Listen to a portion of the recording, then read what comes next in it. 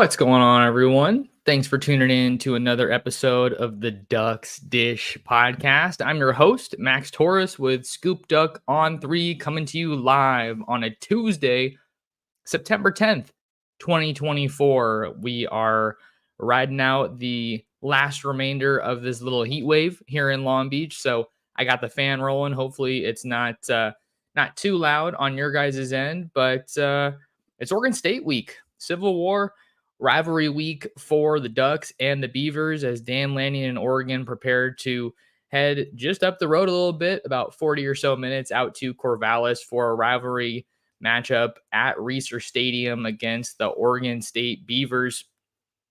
The focus of today's episode, really want to hopefully get some of you guys involved here if you're watching here live on the ScoopDuck on 3 YouTube channel, or if you're watching on Justin or I's Twitter account. I put the title of the show, Pulse Check. Is number 9 Oregon the real deal? And we got our guy Micah Time here in the chat. Micah's always showing up and enjoys talking Ducks. So if you guys have any questions or want to chime in on how you think Oregon is playing so far, if you think Oregon is the real deal, go ahead and get in those live chat comments, and I want to get to as many of those as we can. Chavo0128 says, so excited for this game. We'll get things right this game. And when we're looking at Oregon and just trying to figure out if they are the real deal, it's been a challenge, right? Because you have to figure out how much stock are you going to put into these two games that they've played. And they've been underwhelming games. There's no other way to put it. I predicted Oregon would beat Idaho 70-10. They won by 10 points. And they were favored by, I think, 19.5 against Boise last week. And they won by 3. And they needed literally every second in that game to get it done. So there's got to be, I think, some margin for error, some kind of patience as we go about tackling this question, is Oregon the real deal? Because even though the on-field product has not looked great, it's looked great at times, but overall, this is not up to the standard, up to the expectation that we had for Oregon, not just in the Oregon media market, but nationally as well going into this season. I think that there's a way to be critical of what we've seen on the field through 2 games so far, while still allowing the patience and room for growth that will come with playing the remainder of the schedule. And when you're trying to figure out if a team is the real deal, I think there's 2 pretty clear areas that you can kind of really dive into, right? I think the first one is quarterback play. A team oftentimes will only go as far as their quarterback can take them. Or if that quarterback gets hurt, how far the backup can take them. Or as we saw in the 2014 to 2015 season, how far that third string quarterback can take you, with Ohio State going on to win the national championship behind Cardale Jones. And for Oregon, they have a good one in Dillon Gabriel. I still believe that. Through 2 games, what we've seen from Dillon Gabriel has been some good, and there's been some bad. That's pretty clear. But it's hard to get a true feel for how he really is as a quarterback, because we don't know what this offensive line is ultimately going to look like. Is this the best the offensive line's going to get? I tend to think not. Sorry, we're a little bright here on the camera here. So hopefully this will get things tamed out a little bit. There we go. So we really haven't been able to get the best, most accurate read on Dillon Gabriel, because he hasn't had the best offensive line that Oregon's going to be able to put out on the field this year. And that's another point that I want to get into after we talk about quarterback play. But if we're just going off of the 2 games that we've seen, I think we did see some improvement from game 1 to game 2. The guy only had 3 incompletions against Boise State. He took care of the ball. I'm not going to fault him for that fumble on the early snap from Pickard. And he went a little bit more aggressive in that big play to Evan Stewart. So I think that was one of the most encouraging signs from Gabriel. But I think it's pretty fair to say that Dylan Gabriel is not Bo Nix from a season ago. And I know a lot of Duck fans are saying, man, we were so spoiled with Bo Nix. And you also have to take into account the chemistry that he had with Jackson Powers Johnson, that center quarterback exchange, and just knowing their intricacies and their strengths and weaknesses. That's huge. Maybe Dylan Gabriel just doesn't have that yet, but I know I'm pretty comfortable saying that Bo Nix was the better runner between the two. I think Nix probably had the stronger arm between him and Gabriel, but the biggest thing to keep into account here is that we can't forget, maybe that's the better way to put it here. Dylan Gabriel is a good quarterback. Is he a phenom? Is he a Heisman winner? I'm not sure we've seen that just yet, but he's played enough football at a high level to do some pretty special things. And the group of skilled talent that he has around him at Oregon should make him look even better than he's looking right now. And it's a little iffy to start things off. I think that's something you can for sure say. We got a question here from Andrew. Andrew's question: does Oregon need to hit rock bottom to improve? Because a loss to the Beavers would be about as rock bottom as I can imagine. Maybe that's the only way to shake them out of this apathy. Apathy? I think it's apathy. I don't think so, because I don't think you need to hit rock bottom to improve. Maybe you need that to kind of shake you into gear, right? But I remember in the Ducks versus them that was posted after that Idaho game that Lanning said you should still be able to learn from your wins. So ideally, I don't think Oregon would need to hit rock bottom to improve.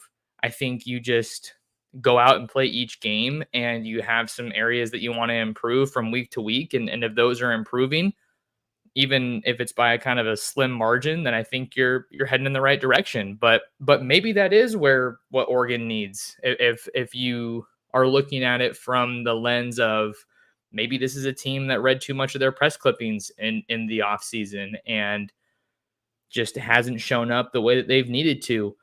But I think with the resiliency that we saw from the Ducks in that Boise State game, I'm looking at those return touchdowns from Tez Johnson and Noah Whittington. I think those were huge. There's so many veterans on this team that I don't think this team should need to hit rock bottom to improve. But if they were to lose, then maybe it could end up being to their betterment later on in the season, because you got some big games on that schedule. Obviously, Ohio State's the big one, but you can't look too far ahead. You got to go play UCLA on the road, and then you have Michigan State as well before then. But I don't think that Oregon needs to hit rock bottom to improve overall. But at this point, maybe a loss would be something that could kind of snap them out of whatever this funk is. So that's a good question. Micah says, I think we underrated the Bedford injury or the depth of the O-line. At least I did. Yeah, the next point that I had was, as far as just addressing this question, is Oregon the real deal? Talked about quarterback play.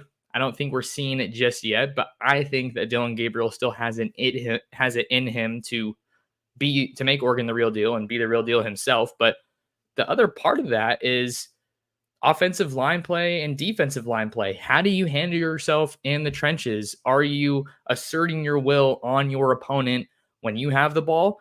And then are you doing the same thing when they have the ball and you're trying to take it away from them? So the Bedford injury is one that I think, I don't think we underrated the Bedford injury. I think it might have been the depth of the offensive line, because one of the biggest concerns going into the year was, what's Oregon going to do if one of the bookend tackles goes down? If Josh Connerly Jr. gets hurt, if a Johnny Cornelius gets hurt, who's that next guy that you're putting out there at tackle? Is it Kavika Rogers? Is it George Silva, one of the top JUCO guys when he got to Oregon, but a guy who really has predominantly a basketball background and was still really new to football, mind you, when he got to Oregon? But we were so focused on that question of the tackles that we didn't really envision an injury on the interior. And it's an interesting point that Oregon finds themselves in, because they they thought that Poncho was going to be the answer at center, the incumbent, the guy who's going to follow in JPJ's steps, and maybe he could be, but to expect him to play to the level of Jackson Powers Johnson, I think was very unrealistic. This is only his second season of college football. He didn't play a whole lot of center last year. He got most of his snaps at guard.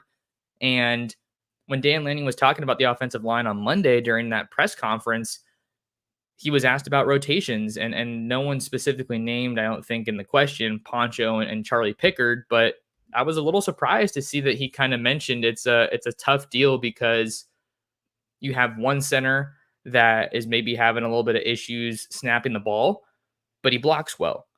And then you have another center who maybe doesn't block the best, but at least he's consistent with the snap. So you kind of have to ask yourself, which one of those things are you going to go for? And I think that Poncho Laululu is going to be a really good player for Oregon. I just don't know. I don't know how quickly we can expect him to get to JPJ levels. And maybe that's something that happens as the year goes. And then we also don't know what Bedford or Dave Iuli look like when they're slotted into this lineup. But it does seem like getting Nishad Strother in there is something that has been to their benefit so far. He said that he was a little bit more comfortable on the left side than the right side. I think that's why you saw Marcus Harper play a little bit of right guard for the Ducks last weekend. And then the other thing too is they're looking for leaders along the offensive line. That's what Nishad Strother said following today's practice. And I thought that was a little bit interesting to hear because you have a guy who's played a lot of football and a Johnny Cornelius and Marcus Harper and Josh Connerly. And that's not to say that those guys aren't good leaders. And I just think that they're still looking for these guys to mesh and have someone that's really going to just grab them by the face mask and say, let's go out and get it. So the offensive line depth is certainly going to be very, very interesting. Let's see here what we got here in the live chat. Combat Medic says his accuracy stats are just as good as Bo's. He had a 20, 30, and 40-yard pass downfield. It's crazy that people are judging Gabriel. And I don't think that I'm in that category. I think I'm trying to exercise caution around the quarterback play. I don't know if it's judging to say that Dylan Gabriel isn't Bo Nix. Maybe it's too early to say that, but Bo also had 2 years at Oregon, and then this is Gabriel's last year of college football. So I think I still believe that Dylan Gabriel can be a very, very confident and very effective quarterback for Oregon. There's just some growing pains that come with a new quarterback and some new pieces that are shuffling along the offensive line. So that is one of the things that I think has been great for Dylan Gabriel so far in this season is that he's been accurate and he hasn't turned the ball over. And he's taking care of it. That fumble is again not one that I'm gonna fault him for. Tank over on X has some comments as well. Says, I agree Gabriel has all the physical tools, but do you think it could be an issue of the mental side / new system with pre-snap reads? We've also been spoiled by our last two quarterbacks being abnormally intelligent dudes. Not a slam on Gabriel, just wondering. I think it could be part of that. When you're looking at a guy who gets dropped into a new offense in his third school, I think the conversation or the common belief tends to be, well, this is a guy who has played a whole lot of football, so why wouldn't he be able to pick up a new offense really, really easily? And I don't know that that's necessarily the case. I think that he's obviously a lot more comfortable with it now than he was when he got to Oregon. But to expect him to know it like the back of his hand and be able to make all of these pre-snap reads to the level that Bo Nix was doing is maybe just not quite realistic just yet. And another part of this, I think, is going to come with the confidence and the comfort that he feels playing behind the offensive line from week to week. Because Dan Lanning said it himself last night that they're going to continue, more or less, I'm paraphrasing, Oregon's going to continue to rotate offensive linemen until they get healthy. And that's not where they're at right now. So until they are at a point where they're trotting the same 5 out there week to week, and then you rotate in a guy here and there, 6 or 7 guys that you feel comfortable about going to play winning football with. That's what Lanning's been saying. Maybe it's going to take some more time for Gabriel to really feel that confidence with the offensive line. You're not going to hear anybody say that they're not confident with the offensive line, but I think that's just the reality of the matter is you need to play with those guys and have some gelling and have some chemistry for a while. I don't know how long a while is, but I don't think they've had it just yet. Before we get any further on today's episode of the podcast, I want to give a quick shout out to one of our sponsors here on the Ducks Dish podcast, and that is Ranchito Grill in Springfield.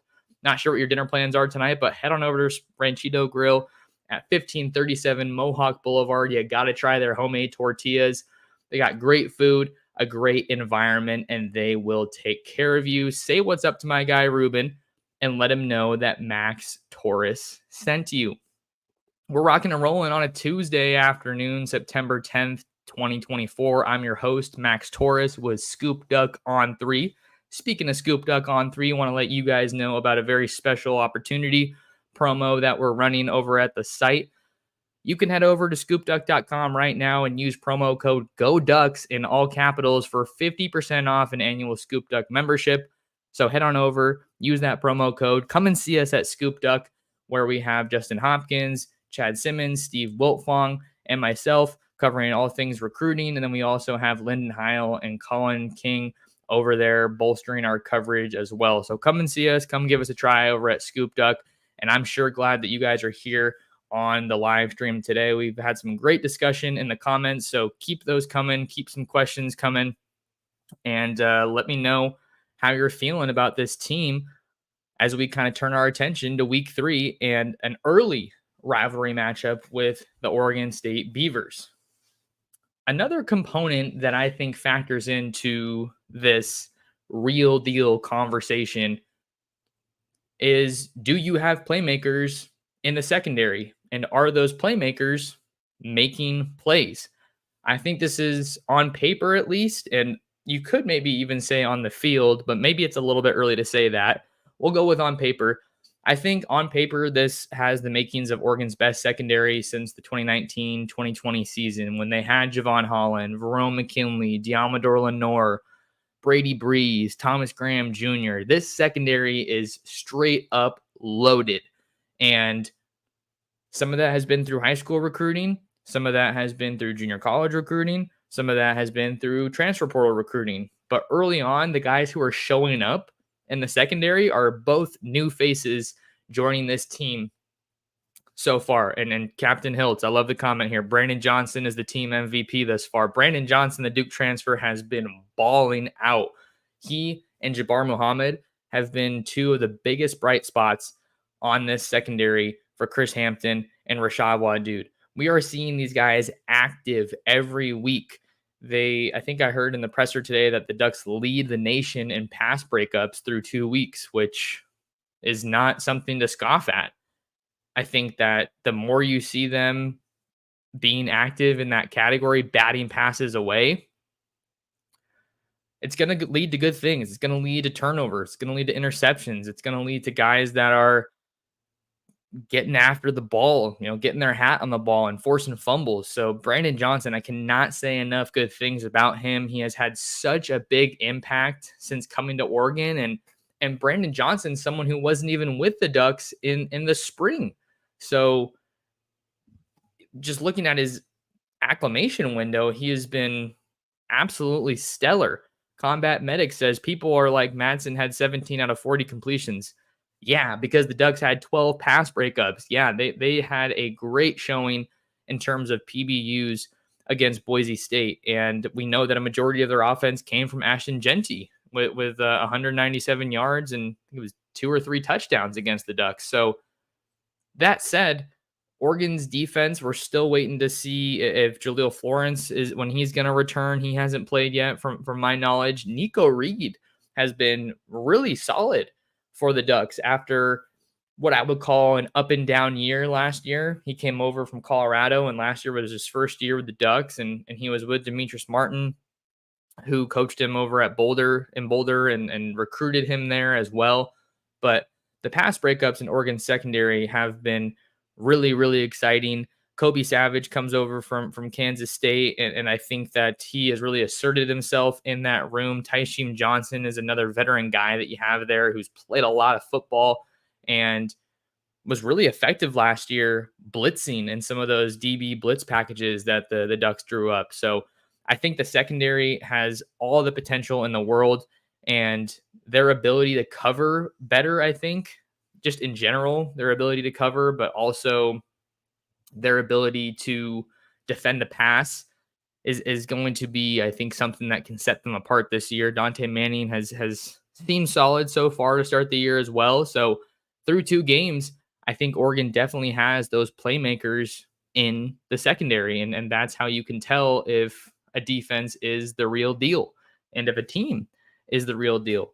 Are you forcing turnovers? I don't think we've seen as many turnovers as we'd maybe like to see, but I think all the pieces are there.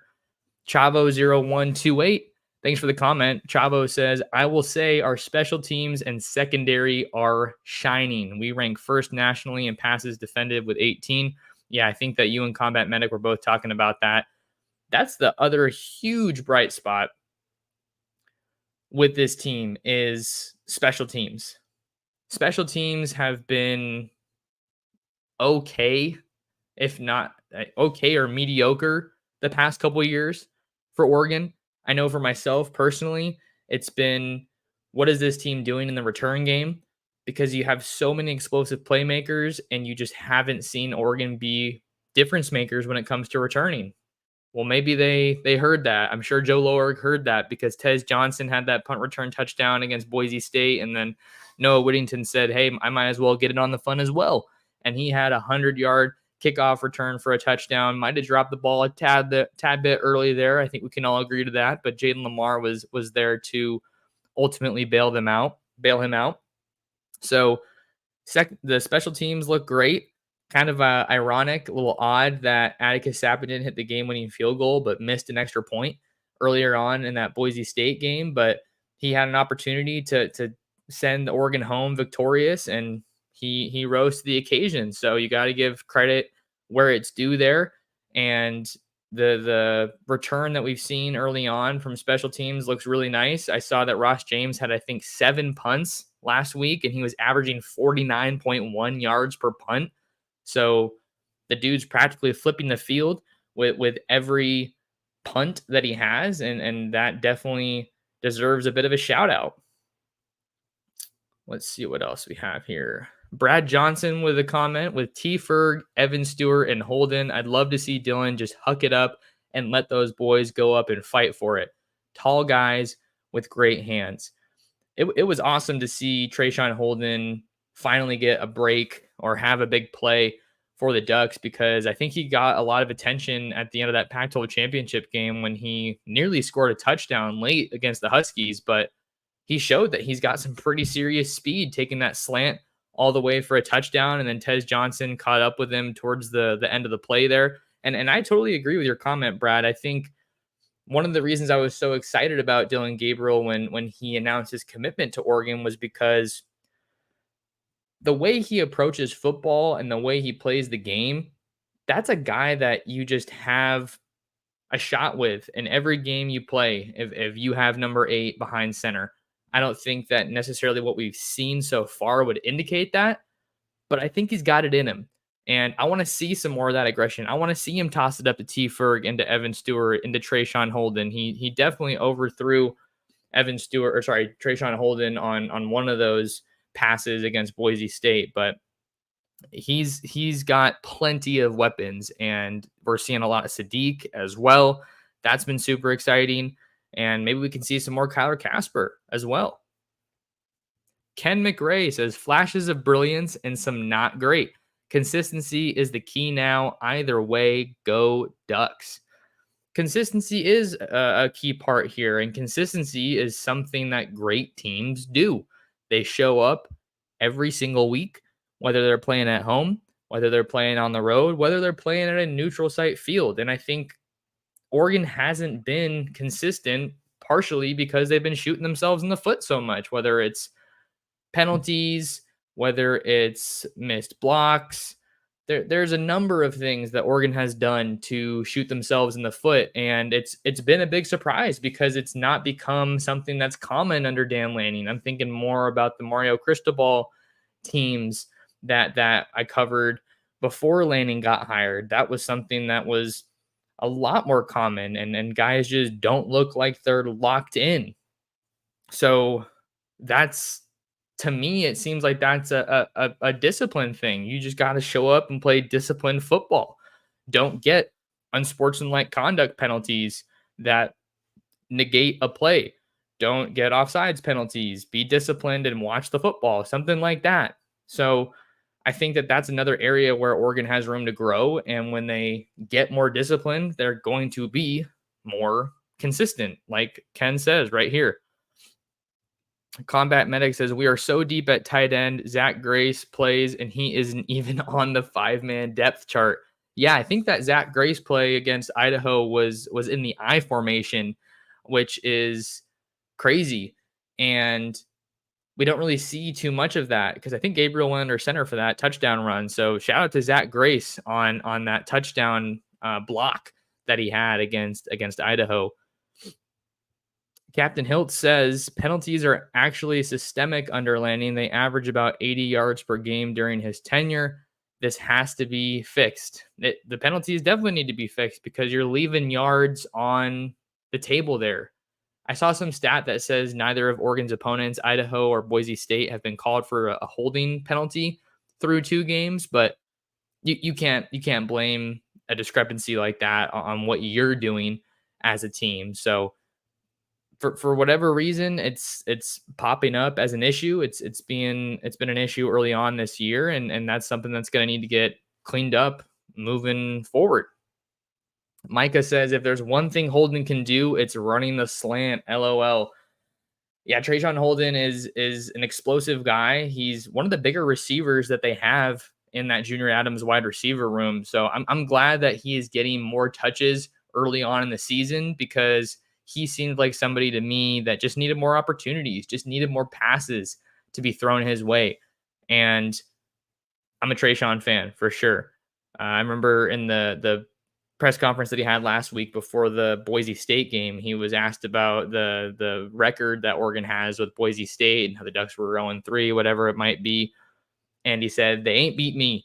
Coach Lanning wasn't here when they won. So certainly a guy who's got all that energy, and I think is definitely a key leader for the Ducks here on this 2024 team.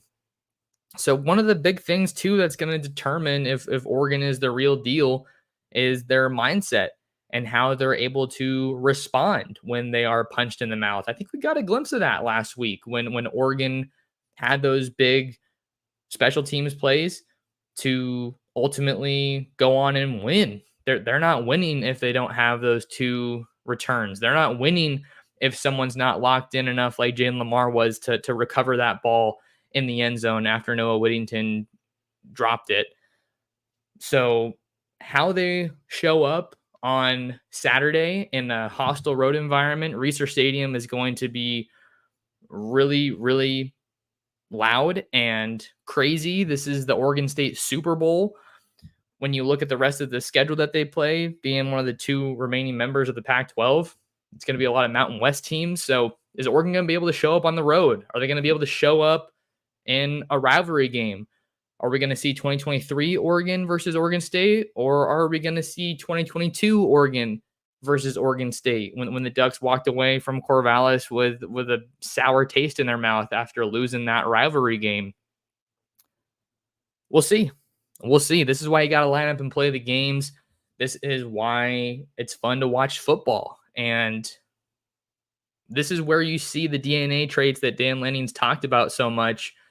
Connection, growth, sacrifice. Those are traits that need to show up. I think we've seen them at times throughout the year, but you want to see them more consistently, and you want to see these guys all playing for each other, being on the same page, and just locked and loaded.